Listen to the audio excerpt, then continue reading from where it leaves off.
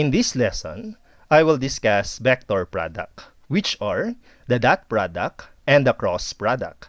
The dot product is also known as the scalar product since the result of the dot product is a scalar only, wherein the ultimate purpose of the dot product is to determine the angle between two vectors.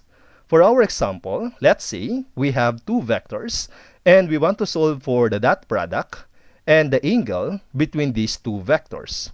To solve for the dot product of two vectors, we can solve it using two formulas, wherein our first formula in solving for the dot product of the two vectors, the vector A and the vector B, is equal to the algebraic sum of the product of the corresponding components, which is equal to the product of the x component, which is your ax multiplied by bx, plus the product of the y component, ay by, plus the z component, which is the plus the az multiplied by bz, wherein the x and the y and the z component of the vectors, these are the numbers with the I, the j, and the k respectively. Solving for the dot product now between these vectors a and b, this will now be equal to, for the x component of the vector a, this is the number with the I, which is this I is understood to be 1I. Therefore, this x component is equal to 1. And for the x component of the vector b, that is the number with the I, which is 2. And that will be 1 multiplied by 2. Then for the y component of the vector a, that is the number with the j, which is the negative 3. And for the vector b, that is negative 1. And for the z component, we have 2. And for the vector b, that is 5. Try to simplify this equation further. Therefore, the dot product between the vector a and the vector b is equal now to 15. And this is the dot product of the given vector a and the vector b. For the angle between the two vectors of the vector a and the vector b, the dot product has a second formula, which is the dot product of the a and b is equal to the product of the magnitude of the vector a multiplied by the magnitude of the vector b multiplied by the cosine of theta, wherein this theta is the angle between the two vectors. Let's try to solve for the cosine theta algebraically, and the cosine of theta can be solved by the dot product of the a and b all over the product of the magnitude of a multiplied by the magnitude of b.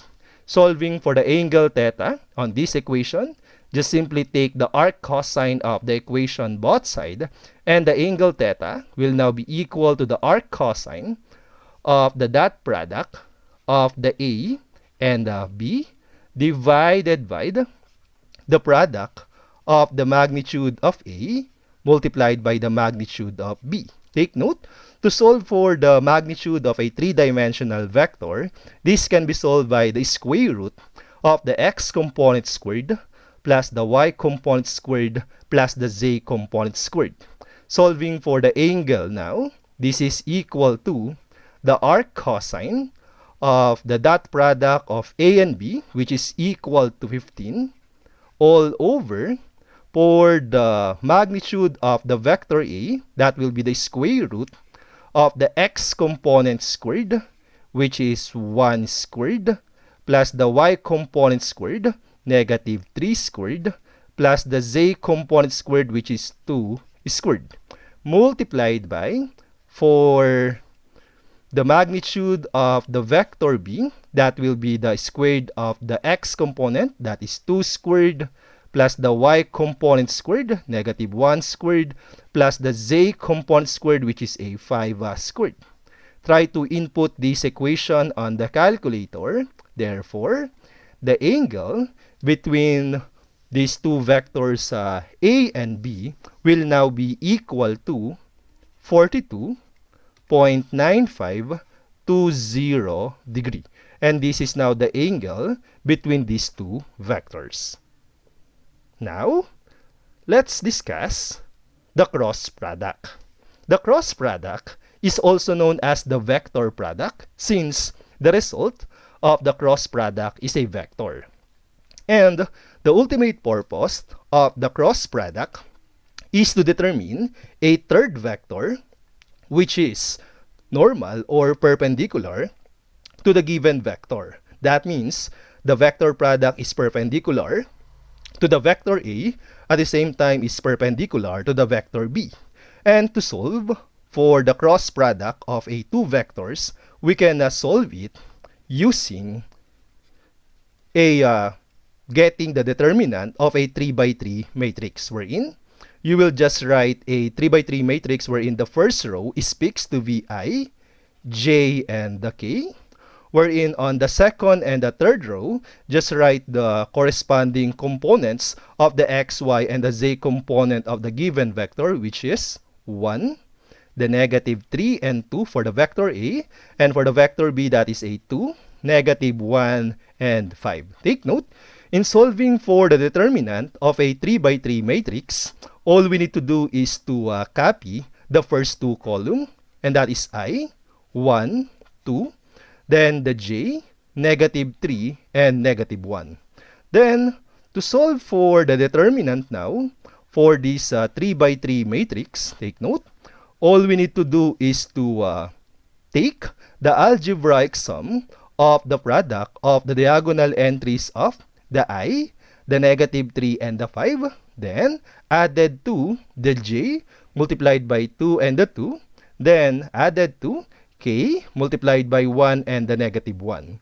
And the sum will be subtracted to the algebraic sum of the product of the diagonal entries of the 2, negative 3k, the negative 1, 2i, and the 5, 1, and the j. Therefore, our equation now will be I multiplied by negative 3 times 5, and that is negative 15i, j times 2 times 2, that is 4j, then the k times 1 times negative 1k, that is negative k, then minus, for the algebraic sum of the diagonal entries of the product of 2, negative 3k, that is negative 6k, negative 1 times 2 times I, that is negative 2i, then lastly 5 times 1 times j, that is plus 5j. Then let's try to simplify this equation further. Therefore, the cross product of the vector A and the vector B now will be equal to negative 15i minus negative 2i, just combine similar terms, and that gives us negative 13i. The 4j minus 5j, which is equal to negative j, the negative k minus the negative 6k, which is plus 5k.